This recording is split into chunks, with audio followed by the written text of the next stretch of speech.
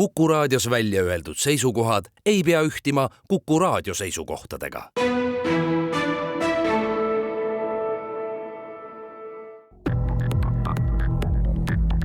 Krimiraadio. Krimiraadio toob teieni Duo 5, tõsieluliste krimilugude kodukanal. Tere taas! On teisipäev, kell on 7 minutit 1 läbi ning loomulikult on sellel ajal Kuku eetris Krimiraadio. Saatejuhtideks, nagu ikka, on ajakirjanikud Raul Ranne ja Karel Reisenbuk. Meiega on ka ekspert Andres Anvelt, endine kõrge politseiametnik, poliitika kirjamees, kes nüüd jagab oma kogemusi eraäris ja õnneks ka Krimiraadiost. Nii et tervist, Andres! Tervist! Kõigepealt mõni sõna tänase saate teisest poolest. Nimelt eelmisel nädalal avanes harv juhus laiemal avalikkusel piiluda, et mismoodi toimetab mitte just väga avalik politsei eriüksus K-komando, kes aitas siis Maksu- ja Tolliametil hõivata suure kaubalaeva. Et sel nädalal tähistab ka üksus ka oma 35. sünnipäeva, siis on ka Krimiraadiol põhjust selle eriüksuse tegemistest lähemalt rääkida ja külla tuleb K-komando juht Marek Aas. Ent mis puudutab saate esimest osa, siis on suur au pühendada see täienesti Koit Pikarole, legendaarsele politseikomissarile, kes möödunud nädala lõpus 76 aasta vanusena meie seast lahkus. Lisaks Andresele, kes on Koit Pikaro kirjutanud surematuks oma raamatus Punane elavhõbe, on stuudios Keskkriminaalpolitsei organiseeritud kuritegevuse büroo juht Ago Leis. Tere tulemast Krimiraadiosse! Niisiis mehed, legend on lahkunud, mälestused jäävad. Andres, meenuta sina võib-olla siis esimesena oma esmakohtumist legendaarse Koit Pikaroga. Jaa, kõigepealt tahaks öelda, et legend on küll lahkunud, aga temaga seotud legendid ja ka tõesti nüüd lood, aga kunagi tulevikus on tihti nendel raskelt vahet teha. Miks? Sellepärast, et kahjuks nende 90 aastate krimilugusid on vähe dokumenteeritud, paljud selle aja jälitustoimikud on ära hävitatud, me ei näinud vaeva riigi poolt neid talletada, sellest on väga kahju.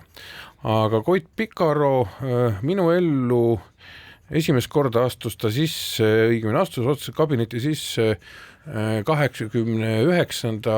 aastal, kui mina töötasin Tallinna linna siseasjade valitsuse Leeni rajooni siseasjade osakonna kriminaaljälitustalituse ja autogruppi inspektorina, ütleme niimoodi, siuke lühike töönimetus oli. Ja siis Koit Pikaro tuli sinna Leeni, ütleme inimesed aru saaks, kesklinna politseijaoskond Pärnumaalt 11, tuli siis isegi täpselt ei mäleta, aga küsima kellegi kohta, kes meil oli Kambris öösel. See oli tema töö stiil, sellepärast, et ta kindlasti esiteks omades väga informaatorite võrku, samuti alati ta tundis huvi, kus on kinni peetud, juba tänu sellele, et võib-olla ette rutates, mis pärast sai meie elu rutiiniks oli see, et iga hommiku Koidu nagu grupp või meie, kes me tema juures töötasime, lugesime läbi kõik telegrammid, teletaipogrammid nimetati, mis olid välja trükitud kõigis kinnipidamistes kuritegudest, selleks, et otsida kuritegudel ja kinnipeetud inimestel siis nagu öeldakse seost. Ja see oli esimene kohtumine ja siis, kui mind kutsuti järgmine aasta tööle siis Siseministeeriumi kriminaaljälitusvalitsusse, siis Koit töötas 6. osakonnas, korrus kõrgemal, me olime kõik tänases Vene saatkonnas pikk 19, siis me hakkasime rohkem üksteise nagu läbi käima. Ja siis, kui taas loodi Eesti politsei ja loodi selline Keskkriminaalpolitsei eelkäinu kriminaalpolitsei büroo, mille asejuhiks ta sai, siis tema kutsus mind sinna tööle ja sealt hakkas minu koostöö temaga juba järgmised 7-8 aastat. Aga ma saan aru, et kui sina politseisse tööle tulid, ei olnud sul aimugi, et Koit Pikaro on juba mingisugune oma valdkonna suur staar ja kaane poiss, kui nii võib öelda. Minu kokkupuude varasemalt kriminaalpolitseiga ja politseiga üldiselt puudus, kuna ma ei olnud käinud ka politseiharidust ei omanud. Tegelikult ma olin kaitseväeteenistuse lõpetanud ja otsisin, mida elus peale hakata, siis ühel hetkel tekkis mulle postkasti kutse tulla vestlusele Pagari tänavale. Läksin vestlusele, kabinetis öeldi, vabandati mulle, et kahjuks, kui juba koridoris vaatasime, et sa meile ei sobi. See oli selline üksus nagu tipa-tapa, sest ma olen liiga pikk ja võib-olla juuste värv ja kõik see reedaks mind. Siis soovitati, et soovitame sind üles 5. Pagaris korrusele Koidule ja siis ma pidin tulema teist korda vestlusele juba Koidu juurde. ja ma ei teadnud tõesti, et ta on legend, juba sellel ajal oli legend, vaid pigem üks selline härra, kes istus pimedas toas, suure laua taga nurgas, laualamp põles ja ta pani mind diagonaali teise nurka hämarasse istuma ja esitas mulle igasuguseid küsimusi. Ja esimene küsimus oli talle, et kas kohtunik Leis on minu sugulane, kuigi ta teadis juba neid vastuseid kõik juba, aga õnneks ei olnud. Et tal oli kõik juba uuritud minu kohta ja nii see tekkis ja mina ikka ei teadnud, kui ma sealt välja läksin, kes ta vista. See selgus hiljem. Andres, jah, Karel, palun. Ja ma tahtsin Andrese käest küsida, et sa oled ju tegelikult oma raamatus üsna kirkalt kirjeldanud Koit Pikarot, paljudel on silme ees võib-olla nii-öelda buldooseri kuju siis filmist Punane elavhõbe, Peeter Oja siis mõjuvas esituses. Kui palju see kirjanduslik ja filmitegelane päriselu Koiduga klapib? Ütleme niimoodi, et kui me võtame selle Punase elavhõbe ette, siis Punane elavhõbe koosneb mitmest kuriteokaasusest, mis võib-olla oma üksteisega nii väga seotud ei olnudki, aga kõik need tegelased ja sealhulgas ka ekskavaator, buldooser olid kõik täpselt niimoodi kujutatud, nagu minule nad on mällu sööbinud. Nii et seal midagi eriti sellise koloriitse tegelaskuju puhul, nagu seda oli Koit, kuigi palju ka teised tegelased selle ümber, midagi fantaseerida ei olnud vaja. Ja seda kinnitas ka see, et kui pärast oma kolleegidelt küsisin, mitte ainult kolleegidelt, ka näiteks ma olen selle raamatu sisust rääkinud ka mõne, nagu öeldakse, paremale teele asunud kuritegeliku maailma inimesega, siis ta ütleb, et jah, et ma olen selles mõttes teda suhteliselt hästi kirjeldanud ja ma loodan, et ma ei teinud talle liiga, sest ta oli raamatu esitusel omal ajal Koit ja siis ta näitas välja rahulolu. Ma loodan, et see rahulolu selle raamatu osas oli tal sisemuses ka tulevikus hiljem. Aga me oleme sinuga rääkinud, et Koit Pikaro oli politseiametnik omas ajas, väga vastuoluline, võib-olla ka teinekord väga konfliktne, aga omas ajas just see mees, kes sellel ajal pidi olema ja sai töötada. Tänapäeval tõenäoliselt seda sorti politseiametnikud väga pikalt vastu ei peaks, on see nii?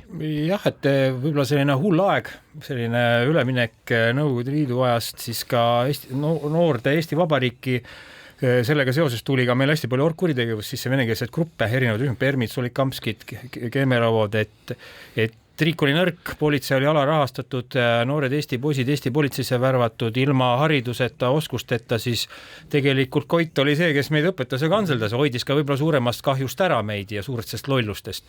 Et ta sai aru, oli väga hea inimeste tunda, selles mõttes ta ei saa aru, et iga inimese sellist taset just, et noortelt ta ei nõudnudki liiga palju, pigem ta ütles siin noortele, et ma mäletan, et kui ma Andrese kabinetiski istusin, seal tööl olin, siis ta ütles, et noori tuleb maksimaalselt koormata sellega, et mida rohkem jooksed, seda rohkem õpid, seda rohkem komistad asjade otsa ja elu õpetab ja seda rohkem saad nagu rutem saad kurssi. See oli nagu tema põhimõte, et noori tuleb koormata.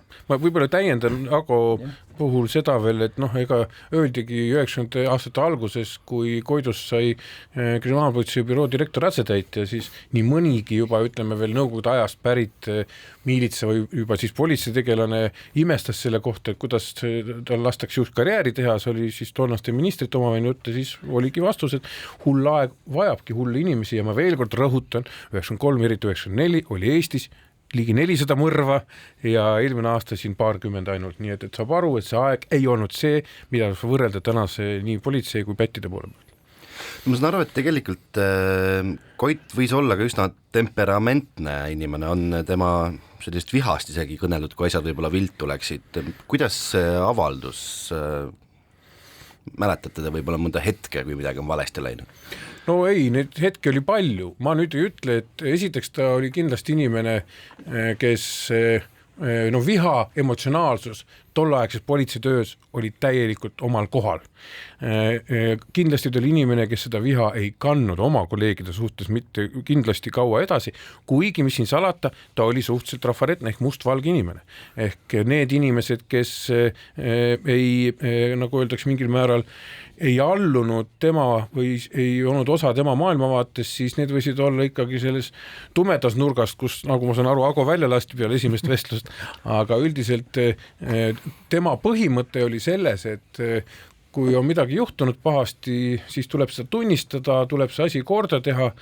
Noh, tema viha võis väljendada väga erinevalt, noh näiteks niimoodi, et sa oma arust teed midagi õieti ja siis talle selle kohta ettekande ja siis tema punase pastakaga parandab selle asemel, et sind kiita, parandab see kirjavigusid, sul on 3 tapmise, nagu öeldakse, puhtsüdamlik ülestunist, ütleb, et see on kõik valesti eesti keeles ja paneb alla number 2. Vot seda sorti pedant ka siis just. Kirjaoskus, eesti keele kirjakeel oli tema jaoks väga oluline asi. Ta seda väga kritiseeris, kui keegi tegi valesti ja see mul on alati meelde jäänud, et see oli tal üks olulisemaid nagu iseloomujooni. Aga teeme siinkohal väikese pausi. Krimiraadio. Krimiraadio. Krimiraadio toob teieni Duo 5, tõsieluliste krimilugude kodukanal. Krimiraadio jätkub stuudios ajakirjanikud Raul Ranne ja Karel Reisenbuk, samuti meie ekspert Andres Anvelt ning ka Keskkriminaalpolitsei organiseeritud kuritegude büroo juht Ago Leis. Ning me mälestame ja meenutame koos möödunud nädalal meie seast lahkunud legendaarset politseikomissari Koit Pikarat. Me räägime Koit Pikarost kui legendist, aga kui nüüd järele vaadata või tagasi vaadata, siis tegelikult ju ta töötas iseseisva Eesti politseis circa 3-4 aastat, mitte rohkem. Kuidas sai juhtuda nii, et temast sai selline legend, kaane nägu, esivõitleja, Eesti politsei nägu? Aga mis sa arvad? Ma arvan, et tal oli tohutu töövõime, et tegelikult teda jälgides, et tegelikult ta ju laupäev pühapäev töötas samamoodi ja pikad õhtud, et kui minagi mõnikord juhtasin laupäev või pühapäevalt läbi astuma, siis alati tal oli nimetatud kodanike vastuvõtvalvelavas, ta oli tohutu töövõimega, talle meeldis inimestega suhele, infot hankida, seda kasutada juba, et järgmiseks nädalaks oleks info olemas, valmis, saaks juba millegiga töösse minna, olla teistest parim, et ta ise motiveeriski ennast selle tööga, ta oli töönarkoman, muidugi selle kõrval ka tervisele kindlasti see pani oma põntsu ja jättis, aga täielikult pühendanud õiguskaitsele. Andres? Jaa, tegelikult kui täpsustan siin natuke 5 aastat, 96 ta lahkus ja politsei taasloodi 91 või 92, 91 vist ikka, mis ma tahtsin öelda on see, et üks asi on kindlasti Agoga 100% nõus, täielik tööloom, aga heast mõttes, ma ei taha seda jumalast kuidagi pahast mõttest öelda, oli ta ka suhteliselt edev politsei komissar ja tolle ajal olid meie kriminaalmenetlusreeglid natuke teistmoodi, mitte nii nagu täna, et ainult räägib prokuratuur, eks ju, politsei on vait, siis tolle ajal prokuratuur oli pigem vait ja politsei rääkis. Toona oli ikka politseinik see, kes käis kaamera ees, see, mis oli kaamera ees ja teine asi oli siin juurde võib kindlasti tooma ka selle nüanssi, et meil käis tolle ajal päris suur konkurentsivõitlus Keskkriminaalpolitsei ja kaitsepolitsei ja sellepärast oli ka oluline juba, ütleme niimoodi, fiskaalpoliitiliselt oli vaja näidata oma tööd, seepärast, et kaitsepolitsei tegutses samal, ütleme niimoodi, väljal kui Keskkriminaalpolitsei organiseeritud kuritegevusega tol ajal, mitte nii nagu täna, eks ju, niivõrd nende igasuguste spioonidega ja seetõttu oli, nagu öeldakse, kes see mees jõuab eetrisse kuhugi ja muidugi ajakirjandus, kes olid ju enamuses täpselt samuti sina, Raul ja paljud teised, eks ju, Rasmus Kaged ja Risto Berensonid, minu omagi abikaasa, kes ju tahtsid seda informatsiooni nagu õhku, siis nad olid kohe valmis seda ju võimendama ja mäletame Koitud väga hästi, tal oli, ma olengi mõne, ütleme, sinu tolleaegse kolleegiga ajakirjanikuga rääkinud, et kelle ta nagu viimase hetkeni võtnud, nagu öeldakse, vaibale, sellepärast see oli natuke valesti midagi kajastanud. No kui me Koit Pikarost räägime ja mõtleme, siis kindlasti kõige nii-öelda legendaarsem, ma ei tea, kas selle kohta saab lugu nimetada, aga nimetame seda looks, on ikkagi 93. aasta novembris, kui Pärnu maantee viaduktil tulevahetus toimus, mille käigus siis toonane jäägripealik Asso Kommer Pikarat tõsiselt haavas. No mis juhtum see selline ikkagi oli, mis see selle aja kohta räägib? No ma võtan otsa lahti, see oli keeruline aeg, mille põhjus oli selles, et oli alanud nii-öelda metallisõda, Eesti grupeering, tollaane siis linnukate grupeering oli hästi, nagu öeldakse, konfrontatsioonis permikatega, me mäletame plahvatusi Vabaduse väljakul, me mäletame Neste tulistamisi ja kõike muud ja sinna hulka siis läks ka see asjaolu, et oli olemas tõsine kahtlus ja pärast ka kohtus leidis see ka kinnitust, mitte nii suurel määral, kui me tahtsime, et osad jäägrid, kompanii liikmed olid seotud siis selle sama organiseeritud kuritegevusega, et nad röövisid, nagu öeldakse, inimesi andsid üle siis mõrvaritele, nii nagu nad ise väitsid pärast kohtus ja siis toimuski Assa Komberi kinnipidamine ja see Assa Komberi kinnipidamine kahjuks lõppes traagiliselt, surma ei saanud otseselt keegi, aga nii Pikaro kui ka Aunapuu, meie noor kolleeg, said väga raskelt haavata ja kindlasti see haavamine tegelikult tulevikus pani põntsu ka Koidu tervisele, sest ega ta praegu nüüd eelmine nädal lahkudes veel sellises keskmises lahkumise vanuses ei olnud.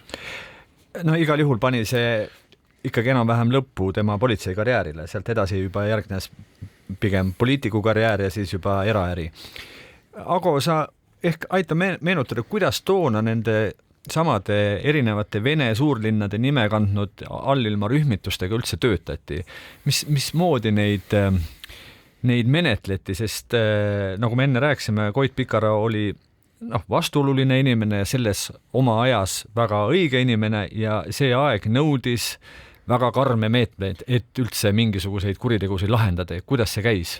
Ma mäletan, et ega need mõned asjad kuskile kohtusse jõudnudki, et toimus selline turbomenetlus, see tähendas seda, et meil oli mõni nädal ka reid, kus kontrolliti siis lõbustusasutuse baare, tehti dokumentikontrolli, passikontrolli, kus siis neil nahkjopedega, dressides, kuldkettidega inimesi siis kontrolliti, viidi ka profülaktilistele vestlustele pagari 5. korrusele, selgitati välja, miks nad siin üldse Eestis on, mida nad teevad ja andi mõista, et ikkagi et Eesti politsei on ka olemas ja meil on eriüksus ka komando olemas, kes nad kinni pidas. Riik pidi natuke ikka jõudu näitma, et asi läheks täitsa ühte äärmusse käest ära. Ja tegelikult oli ka hull aeg, et ma mäletan neid pantvange, kus inimesed olid käeraudadega kuskil Sõle tänava keldrites ja garaažides kinni, et kõik energia läks vabastamise peale, menetluse peale, väga palju seal ei jõudnudki midagi menetleda, sest praktiliselt üle päeva olid mingid pangid, vabaduse võtmised, teadmata, tuvastamata laibad, teadmata kadumised, et hull aeg oli tegelikult, töötasime nagu mingi häirekeskus põhimõtteliselt. Harva sattusite koju, harva sattusite nii-öelda oma eraelu elama, et põhiline eraelu käis ikkagi tööl ja kõik see käis tööl. Jah, et töö ja puhkeaja seadus kindlasti siis ei järgitud. Vähem oli paberimajandust, rohkem tegevust. Ja nii mõnegi noore operatiivtöötaja või siis kriminaalpolitsei inspektoriga eraelu lagunes tänu sellistele paraku. Aga sa mainisid neid profülaktilisi vestlusi seal Pagari tänaval, mis nendel vestlustel toimus siis seal? Vestlus oligi, et kes sa oled, kus sa tuled ja miks sa siin oled. Ja siis eks sealt otsiti siis selliseid inimesi, kes oleks siis tulevikus nõus ka infot ja teavet edastama siis keskkriminaalpolitseile. Et see oligi selline esimene filter, näidata, et riik toimib, riik on kohal ja kaardistada ja läbi selle siis ka leida võib-olla tulevikuks endale abimehi nende hulgast, et teada, mis siis toimub nendes grupeeringutes. Nüüd siin varasemalt on paar korda mainitud, et Koit Pikarol oli silmapaistvalt lai nii-öelda informaatorite võrk, ta oli kursis kõigega, mis tollel ajal toimus. Allilmas, pealilmas ja selle vahel. Kuidas see toonane töö käis just nimelt nende informaatoritega? Tänapäeval on see võib-olla harvem esinev selline termin ja töö käib võib-olla teiste vahendite, teiste meetmetega, aga toona informaator, see oli number 1, mille kaudu üks operatiivtöötaja üldse tegutses. Ja seda kõige rohkem hindas ka Koit, ehk ta tegi vahet nendel noortel töötajatel, kes me tema juurde sattusime, kes on siis, nagu öeldakse, põllu kriminaalinspektor, kes oskas inimesi värvata, kes oskas inimesi, nagu öeldakse, lõhkuda ja siis teine on see, kes oskas hästi fikseerida. Ehk nimetus võis olla sama, juurdleja või mis iganes seal, aga ta tegi vahet sellel, või kes oskas näiteks nende algeliste arvutitega, mis pärast kasvasid meil küberüksuseks, eks ju, üldse teha mingit esimesi analüüse, eks ju. Ja see kõik oli siis, kuidas ta need inimesed omavahel ära liigitas, tööle pani, aga informaator oli Koidu üks tööpõhimõte oli see, kui sa oled saanud ütleme, kurjame kinni, eks ju, kahtlustusega, süüdistusega, siis oli teistmoodi, eks ju, ükskõik kas 10 päeva, 30 päeva juba pikemaks ajaks, siis käi tema juures vanglas kogu aeg. Sa pidid käima tema juures vanglas rääkimas, viima talle teed, viima talle suitsu, meilitama ta enda poole, et hakkaks sinuga rääkima vabalt, sellepärast seal tulid järgmised kuriteod, mida said avastada selle sama ühe inimese pinnalt ja õpetas ka näiteks ühe väga lihtsa põhimõtte, mida mina olen kandnud, ma arvan, täpselt samuti aks, mis on üldse kriminaalpolitseiniku või detektiivi põhimõte, on see, et ära kunagi luba seda, mida sa ei saa garanteerida või ellu viia. Ja see on ka väga oluline, sest näiteks kui sa selle inimese värbamisel näiteks lubad talle midagi sellist, mida sa ei saa ellu viia, näiteks vabanemise muu kohta, siis see jutt läheb kohe kuriteoks maailmas laiali ja tegelikult sul ei ole enam asja informaatorite värbamisel. Aga kui palju te pärast nüüd ütleme Koit Pikaro politseist lahkumist temaga suhtlema jäite? Ma tean, et mina isiklikult nii mõnigi kord suhtlesin ja panin tähele, et hoolimata sellest, et ta enam ei tööta politseis, oli ta ikkagi väga informeeritud, ta teadis täpselt, kes, mis, kus parasjagu tegutses, kes mingisuguse kuriteo taga on ja üleüldse, mis ta sellest kõigest arvab, et ta oli kursis. Kuidas teil see suhtlemine oli? Jah, et nagu öeldakse, et endised politseinikud tegelikult ei olema, et see on elukutse nagu kriminaalpolitsei on nagu kogu eluks, et oskused, mis sa omandad kriminaalpolitseis töötades, siis tegelikult neid oskuseid sa on väga hästi saad ära kasutada ka erasektoris teatud valdkondades. Ja kindlasti ta oli seal oma juurabüroo tegi, siis oli kindlustuses tegev seal, et kõik need oskused olid tal seal kasutatud ja seal kindlasti on inimesi, kes üritavad kindlustuskelmisi toime panna, teisi üle lasta, tekivad võlanõuded, tema siis lahendas neid probleeme ja nõustas inimesi, kuidas siis raha kätte saada seaduslike vahenditega. Ja ühtlasi hoidis ennast pidevalt kursis. Ja sellega tuli ka uus info peale. Et tegelikult tal läks osa klientuuriga, mis oli tal politseis, ta läks üle ja nendest inimestest said tal kliendid ka erasektoris tulevikus. Andres rääkis siin õpetustest, aga kui sinu käest küsida, mis võiks olla võib-olla sinu enda jaoks selline kõige olulisem õppetund, mis Koit Pikaro sulle õpetas? Ta õpetaski seda, et võib-olla see kriminaalpolitseinik on ikkagi elustiil, et me ei saa sellest nagu lahti, et head tulemust ei saa 8-5 ja seda asja võetakse koju kaasa järjest vähem, ma tean, öeldakse, et see töötervishoid, et see ei ole, vaimne tervis ei ole hea, kui sa koju võtta, aga just ta ütles alati, et see on loominguline töötaja, on kriminaalpolitseinik. Ta pidas seda nagu kirjanikuks, režissööriks, mitte kellegist. Ta ütles, et kriminaalpolitsei jälitusametnik on loominguline töötaja, ta ei ole mingi eurobürokraat, kes toksib kirjutusmasina taga mingit juttu, vaid kogu aeg pead loomingulised asjal lähenema. Ja siin on üks asi lisaks veel, et 90 aastate alguses meil oli päris suur kaadrivoolavus, kes tegelikult Keskkrimkast läbi käisid seal Koidu nii-öelda pundist, eks ju. Aks jäi, veel mõnigi jäi, eks ju, aga väga paljud tulid ja läksid, sellepärast väga ruttu saime aru, nii Koit sai aru, küsis ka meilt, et mõni inimene ei sobi selle töö peale. Esiteks ta kukkus mingi sügavasse stressi, rääkimata mingist laibanägemisest, aga üldse teistest mingisugustest sündmustest ja ta ei sobi, et parem on lahkuda ja minna, nagu öeldaks, rahvamajandus. Sa, Andres, oled nüüd viimastel päevadel, kui on tulnud siin erinevates meediakanalites Koitu meenutada, rääkinud sellest, kuidas ta omasid hoidis, kuidas ta omasid, kes olid tema tiimis, tema inimesed, kuidas ta teid aitas rasketes olukordades. Võib-olla on mõni kirjeldus või meenutus selle kohta? Kõige lihtsam meenutus on lihtsalt see, et aeg-ajalt meie poisid, mina isegi, ja selle kohta ütles Koit kuldsed sõnad, et ei ole ühtegi head kriminaalpolitsei inspektorit või operatiivtöötajad, kelle suhtes ei ole kunagi algatatud ühtegi kriminaalasja, et siis ei ole, oled elanud, nagu öeldakse. Liiga ettevaatlikult ja magedalt. Liiga ettevaatlikult ja liiga, ütleme niimoodi, mitte tõsist kriminaalpolitseiniku elu.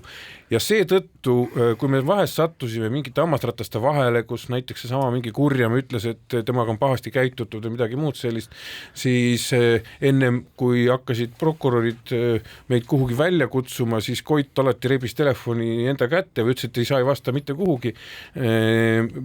Suhtles selle prokuröriga, tegi talle maailma vaate selgeks ja sinna need asjad ta oskas niimoodi ära maandada, et see asi niimoodi lõpuks läkski, et see oli väga oluline, sest me olime kõik nagu vasikad ausalt ütles, me ei teadnud, et ta ütles, et mingi võtke see kinni, võtsime kinni natukene valusasti, eks ju, ja see kohe kirjutas avalduse ja nii edasi, nii et neid asju juhtus, midagi oli teha, neid olid 90-ndad, aga tema hoidis ja tõi tulest välja, mida kahjuks tänasel päeval me näeme, et politseisüsteemis jääb aina vähemaks ja võib-olla ongi ajastu lihtsalt teistsugune. Just nimelt selle kohta tahtsingi Ago küsida sinu käest, et kas pole praegu nagu hea meenutada seda, kuidas omasid tasus hoida praegusel ajal, kui asja eest taga meil nii mõndagi tuntud tegijat on siin mööda kohtuid väntsutatud ja võib-olla ka häbistatud asja eest taga. Mulle meeldub Koidu puhul nagu meenub üks juhtum, kus ta minu eest nagu astus välja, et kui ta andis mulle ülesande, et Kadriorust oli üks Eesti kuulsa kunstniku maal, perereliikvi oli ära varastatud ja siis see ilmus välja Rüütli tänava galeriis ja siis oli veel selline 90 oli menetlustoiming olemas nagu võetus. Siis mina kolleegiga sõitsin sinna, läksin Maali galeriisse, kõigepealt jooksin galerii ukse peal Bleskoviga kokku, see tuli rind paljas, kuldkett, läksin sisse, Nikolai Bleskov ja Permi liider, siis läksime sisse, kuna see galerii omanik oli ka nendega seotud, siis selgitasime pool tundi, mida tähendab võetus, et me ilma selle maalita siit ära ei lähe, võtsime ära, lõpuks ta leebus, ei tekkinud õnneks konflikti, ta kellelegi helistanud, siis läksime pagarisse, ma vaatasin, tegin fototabelit selle maalist, siis helistasin kannatanule, tulge ära tundma, siis kannatanu ütles, mulle ei sobi see päev, siis mulle ei sobinud ka mingi päev teda vastu võtta ja siis 2 päeva pärast olin ma sisekontrollis selle teemaga. Kannatanil kaevanud, et Ago Leis ei taha maali tagasi anda, tahab omastada seda maali.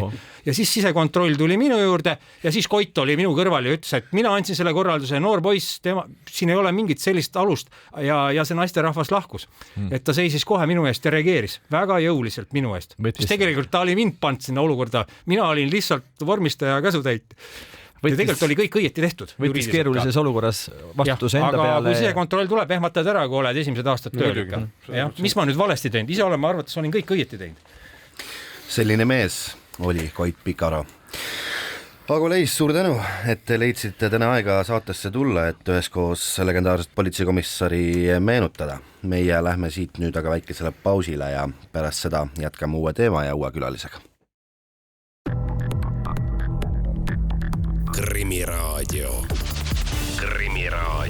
Krimiraadio toob teieni Duo 5, tõsieluliste krimilugude kodukanal. Krimiraadio jätkub ning nagu lubatud, siis vahetame nüüd teemat. Need korrad on pigem harvad, kui avalikkus saab kuulda Keskkriminaalpolitsei üksuse K ehk siis K-komando tegemistest. Vaid üksikutel kordadel aastas, kui sedagi ületab selle eriüksuse nimi uudiskünnise. Mis ei tähenda muidugi seda, et K-komando operaatorid, nagu selle üksuse liikmeid ametlikus keeles nimetatakse, pidevalt Eestimaa peal ei toimetaks. Eelmisel nädalal oligi taas üks kord, kui laiem avalikkus K-komando tegemistest kuulda ja näha sai. Nimelt osales üksus Maksu- ja Tolliameti operatsioonis, kus ülesandeks oli kinni pidada Ecuadorist Venemaale teel olev kaubalaev Baltic Spirit, sest oli kahtlus, et alusel lastis on narkootikumid. Operatsioon ise õnnestus, tõsi küll, narkootikume sel korral ei leitud. Aga see on vast siiski piisav põhjus heita Krimiraadios taaskord pilk selle muidu pigem varjuhoidva K-üksuse ellu. Seda enam, et sel nädalal tähistab K-komandoga oma 35. sünnipäeva. Hea meel on stuudios tervitada K-komando juhti Marek Aasa. Tere tulemast Krimiraadiosse, Marek! Tere, hea meel on stuudios olla.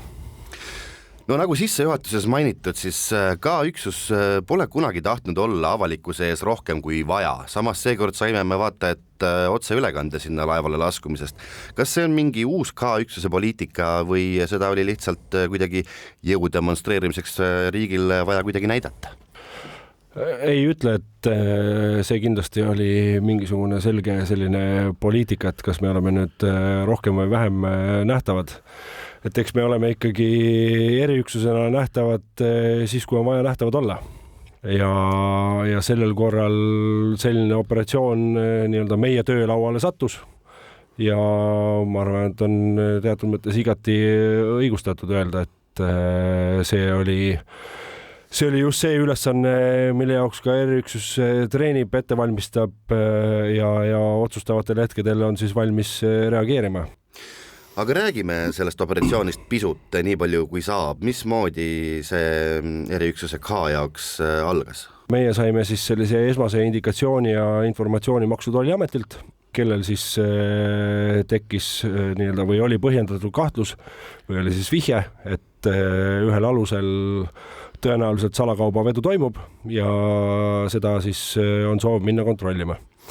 Kuna alus pidi tulema nagunii meie sisevetesse ankrualale punkerdamiseks, selle jaoks eelnevalt ta mereväelt ka loa sai, ehk siis kiire kogunemine, esmased briefingud meeskonnale.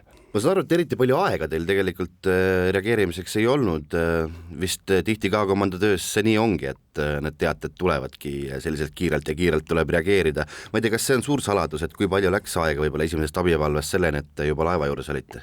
Esimesest abipalvest selleni, kuni laeva juures pardumiseks valmis olime, nii siis Politsei- Piirivalveameti helikopterilt kui samal ajal mereväealuselt Raju, võttis aega niisugune, ütleme 5,5-6 tundi kokku sellisest esmasest indikatsioonist, et nüüd ilmselt ülesanne tuleb. No siis läks ikkagi tõesti tegevusteks, te olite valmis parduma ja pardusitegi. Mismoodi see pardumine teil täpselt käis, milline see plaan oli? Kuna alus selles mõttes meie jaoks, ütleme ka selleks, et sinna saaks kuidas ma ütlen, võimalikult turvaliselt parduda, sest ega seda ei saa salata, et me proovime riske maandada nii palju kui võimalik, sest eelkõige tuleb ju tegelikult tagada see ohutus selle samale eriooperaatorile samamoodi. Ja sellel korral oli siis nii, et planeerimise otsusena sai tehtud, et on 2 sellist pardumispunkti, ehk siis ongi aluselt Raju ja teeme seda samal ajal ka õhust. Õhust siis natukene väiksema koosseisuga ja ülejäänud koosseis, kes siis sellel hetkel reageeris, läksid siis mereväe aluselt Raju sinna peale. Videode pealt ma nägin, et kopteri pealt lasti alla suisa koer koos operaatoriga, see on teie üksuse koer? See on ka komando koer, jah. Mis ta oskab, mis ta tegi seal? Ütleme nii, et meie 4-jalgsed sõbrad on täpselt sama palju meeskonnaliikmed kui iga teine 2-jalgne sõber, kuhu meie selles eriüksuse pundis on. Ütleme, koera kasutamise mõttes üks on kindlasti jõu kasutamine, sest tegelikult tuleb tunnistada, et üks tubli teenistuskoer muudab päris palju vastaspoolt tegelikult taltsaks ka. Ega sa hea meelega tegelikult ei taha seda võimalikku ammustust tunda saada, aga jah, kui sellisest teenistusülesandest rääkida meie koerte puhul, siis jah, üks asi on kindlasti rünnak, ehk siis ründekoerad ja kindlasti see, et erinevate, nagu siis oli ka selle aluse puhul see kahtlus, narkootikumide äratundmiseks näiteks. Muide, kui teie operaatoritel on numbrid, me neid nimepidi keegi ei tunne, siis kas teie koertel on ka operaatori numbrid? Koertel numbreid ei ole, aga neil on oma tüüdnimed. Ma saan aru, et see pardumine tegelikult sinna laevale ei toimunud ikkagi nii-öelda ideaalsetes tingimustes, mis oleks olnud võib-olla ideaalne stsenaarium sellise operatsiooni jaoks? Alati võiks ju öelda, et ideaalne stsenaarium on soe tuul ja ilma laineta peegelsile meri ja nii edasi, aga midagi ei ole teha, et eks me peame vaatama, et missuguses kliimavöötmes me siin elame ja rannikuriigina, et tegelikult need tingimused praktiliselt mitte kunagi ei ole ideaali lähedased. Esimese sellise kriteeriumi paneb kohe paika ikkagi ilm. Jah, küsimus on selles, et kas sa saad näiteks kasutada lennuvahendit transpordivahendina, seesama piirivalve kopter, mida kasutasime. Ehk siis tegelikult peavad olema ka ilmastikutingimused soodsad selleks, et üldse kopterit ju õhku tõsta. Siis hakkab mängima rolli see, et kas ja kui kaugel on see alus, kui kaugel sa pead selle helikopteriga lendama. Aga täpselt samamoodi mängib see rolli ka siis vee pealt lähenedes.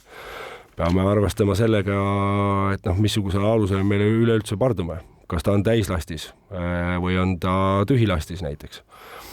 See tähendab seda, et kui kõrge on parras või et kas me saame minna vee peal olevalt aluselt või teinekord lootsikaatrilt, astuda nii-öelda rahulikult üle või siis me peame hakkama tegema seda, et me kasutame siis spetsiaalseid pardumisvahendeid, on selleks kas siis pardumisredelid, on selleks mingisugused muud vahendid ja nii edasi. Ega sama asi kopteri pealt ka, et kui siin videotest, mis täna siis juba siin uudiste maastikul nähtud on, see köis, mida me kasutasime, on siis nii-öelda fast rope'i köis, mis tähendab seda, et tegelikult operaator seal köie pealt alla läheb puhtalt ju oma jõul. Rohkem seal mingisugust julgestuselementi nagu juures ei ole. ja noh, arvestades konkreetset alust, siis ega seal on tegelikult riskid väga kõrged ja kui me hakkame nüüd mõtlema selle peale, et helikopter võib triivida, seal on tuul, kuidas ta siis sealt kõige pealt lõpuks nii-öelda nagu alla tuled, on ju, et ega see riskiaste ikkagi on nagu päris suur seal. Kas see, et te seda nii-öelda fast rope'i kasutasite, oli tingitud sellest, et lihtsalt meie piirivalvekopteritel ei ole muud võimekust või oli see taktiline valik? See oli taktikaline valik, selles mõttes see oli selle konkreetse operatsiooni valik. Jah, paratamatult ütleme, et kui me sellest ideaaltingimusest räägime, siis tegelikult ju mis oleks võinud olla ja mis tegelikult selles võimekuses peaks olema olemas, on see, et meil on vähemalt 2 kopterit korraga õhus. Ehk siis me tahame saada operaatorid võimalikult kiirelt alusele. See on nagu see esimene selline moment, et me tegutsemegi otsustavalt võimalikult kiirelt peale, võimalikult kiirelt saavutame alusele kontrolli, seal oleva meeskonna üle kontrolli, jõuame kapteni silda, julgestame vajalikud punktid alusele ära ja sellega nii-öelda meie esimene töö seal lõpeb. Ehk siis kuna Maksu- ja Tolliamet kaasus, siis et nemad saaksid tulla rahulikult juba tegema siis enda tollikontrolli toimingud. Paratamatult sellised operatsioonid näiteks nõuavad täiendavat lisavarustust sinna juurde. Me peame arvestama paljudel juhtudel võib-olla ka sellega, et loodame parimat, aga võib-olla läheb ka midagi valesti ja meil võib tekkida teine olukord, kus meil on vaja näiteks kas enda liige, mõni teine liige, võib-olla ka selle laeva meeskonna liige, mis iganes, võib-olla tekib terviserike. Sul on vaja hoopis ta üles vintsida. Sellel korral otsustasime fast rope'iga kiirelt peale ja võimalikult vähe varustust operaatoritel kaasa, aga nagu me rääkisime, siis meil oli enda 4-jaardne teenistuskoer ju kaasatud ja ega see ei ole kuidagi sellele operaatorile, kes on koerajuht samal ajal, sugugi nagu lihtne ülesanne minna siis koos oma lahingpaarilisega sealt alla ja võimalikult turvaliselt jõuda alusele. Noh, meil on veel päris pikk maa minna selleks, et see ideaaltingimus saavutada. Aga teeme siin ühe väikese pausi ja oleme peagi tagasi. Krimiraadio. Krimiraadio toob teieni Duo 5, tõsieluliste krimilugude kodukanal. Krimiraadio on pausilt tagasi, stuudios on ajakirjanik Karel Reisenbuk ning räägime möödunud nädala mitme päeva põhiuudisest, et mismoodi hõivati K-komando abil salakauba kahtlusega laev. Ja stuudios on politsei eriüksuse K-komando, mis muide sel nädalal tähistab ka oma 35. sünnipäeva, selle üksuse juht Marek Aas. Me rääkisime nendest ideaaltingimustest, mismoodi sellise operatsiooni puhul oleks te tahtnud tegelikult sinna laevale parduda, ehk siis õhus oleks võinud olla vähemalt 2 kopterit. Paraku on meil ikkagi nii, et meil on lihtsalt valmisolekus hetkel ainult 1 kopter. Ka üksuse looja, legendaarse Lembit Kolki ajal käis asi nii, et Lembit küsis ja kõik saadi. No mismoodi see tänapäeval on? Ma saan aru, et tavahangetel te tegelikult vist osaleda ei saa, see on miskit moodi riigisaladusega piiratud. Mismoodi täna on? Kas te saate seda, mida te küsite? Kas saate minna ja öelda, et meil on nüüd vaja ikkagi rohkem koptereid? No eks me saame öelda seda, mis ju ideaaltingimustel võiks olla olemas, on ju. Noh, tänases sellises võib-olla nagu julgeoleku olukorras lihtsalt see muutunud, et on meie idanaaber, kes siin kasutab ka ju varilaevastiku nii-öelda selliseid teenuseid, eks. Ja ega tema ei plaani kuskil nagu ära kolida, eks. Et noh, me peame arvestama sellega, et kõik need korrad, et noh, kas sellel korral jah, oli tegemist alusega, mis ei olnud sanktsioneeritud, ei olnud varilaevastik ja nii edasi. Aga noh, igal juhul kõrge riskiga operatsiooniga on tegemist. Kas neid tuleb veel? Alati võiks loota, et äkki rohkem ei tule ja meil on rahulikum päev. Aga nagu ma ütlesin, siis ilmselt meie idanaaber nii rahumeelselt ei mõtle. Ja peame olema ikkagi valmis selleks, et see kriitiline veealune taristu kuidagi mingisugusel moel me peame ju selle turvalisuse ja julgeoleku seal suutma tagada ja ka reageeriva jõuna. Paratamatult see mingisuguseid täiendavaid vahendeid nõuab ja noh, ma arvan, et tänast eriüksust ja tolleaegset K-komandot teatud mõttes jah, saab võrrelda, aga teatud mõttes sugugi võrrelda ei saa. ülesanded on teistsugused, ülesannete keerukus on teistsugune. Kas need kurjategijad, keda me kinni peame, absoluutselt teistsugused. Keskkond on nii palju muutunud, et me peame suutma tegelikult sellele võimalikult hästi adapteeruda. Et mina saan selles mõttes au ja väärikusega öelda, et iga tänane K-komando erioperaator on samal ajal, ma ütleks sellise väljendi nagu kõikide teaduste doktor. Ta on füüsiliselt heas vormis, ta on hästi haritud, enamus meie liikmetest on kõrgharidusega. Nad valdavad erinevaid relvasüsteeme. Neil on erinevad erialad, alates kes oskab snaiperrelvadest väga hästi lasta, teab üksiku mingisuguse ballistilise elemendin ja millimeetri täpsusega 11/3. Kindlasti lõhkeaine spetsialist. Absoluutselt. See on ka tegelikult tänasel hetkel Politsei- ja Piirivalveametis selline, kuidas ma ütlen, ainulaadne teenus, mida K-komando pakub, selles mõttes, et jah, eriotstarbelist nii-öelda lõhkamisseadet saame me oma operatsioonidel kasutada, meil on õigus käidelda lõhkeainet, et jah, see on selles mõttes ka üks täiendav võimekus, mis on juures. Me peame arvestama sellega, et kui täna on fookuses mereoperatsioonid, ja see sama kopteri näide, et tulime õhust, et me peame olema võimelised, mina vaatan stuudioaknast välja, teinekord tulema kõrghoone katuselt ülevalt alla, mingisugused akendest sisenemised erinevate vahenditega, sealhulgas võib-olla ka lõhkeainega, ja sa teed seda õhus maa ja taeva vahel rippudes. Treeningutest rääkides ja väljaõppest rääkides, Marek Aas, kui sa 2023 aastal K-komando etteotsa hakkasid, siis sul endal veel operaatori numbrit ei olnud, aga sa andsid lubaduse, et see ka tuleb. Kas täna on see olemas? Lubadus sai antud ja selles mõttes lubadus sai täidetud, et K-komandoga liitudes jäi meil meeskonnaga selline kokkulepe, nii nagu iga operaatori puhul, et valikkatsed tuleb läbida ja sai läbitud. Midagi lihtsalt ei olnud, tollel ajal vist ma arvan, et mis sa selleks tegema pidid? Nagu mehed ise ütlesid, olime vist selleks hetkeks äkki kõige vanem katsed läbinud liige, jah. Et ei ole päris selline esimene noorus, aga polnud häda kedagi. Et mis seal ikka, sinna jäi selja taha mõni unetu öö, jäi nii mõnigi ärev moment sellest, et kuidas oli võimalik kohtuda ründekoeraga ja tegutseda samal ajal ruumis ja otsides olulisi detaile, sellepärast, et teinekord detailid loevad väga palju. Sai kõikuda kõrgustes, sai olla külmas vees. Marek, sa oled 5 K-komando juht läbi ajaloo. Kui varem on ikkagi olnud miskisugune põhimõte, et üksuse juht tuleb ikkagi oma poiste seast, üksusest seest, siis sina tulid väljast. Mismoodi sul see sisseelamine ja ütleme ausalt ikkagi enda kehtestamine läinud on? Täna ma olen ju veel siin. Võib ju niimoodi huumoriga öelda.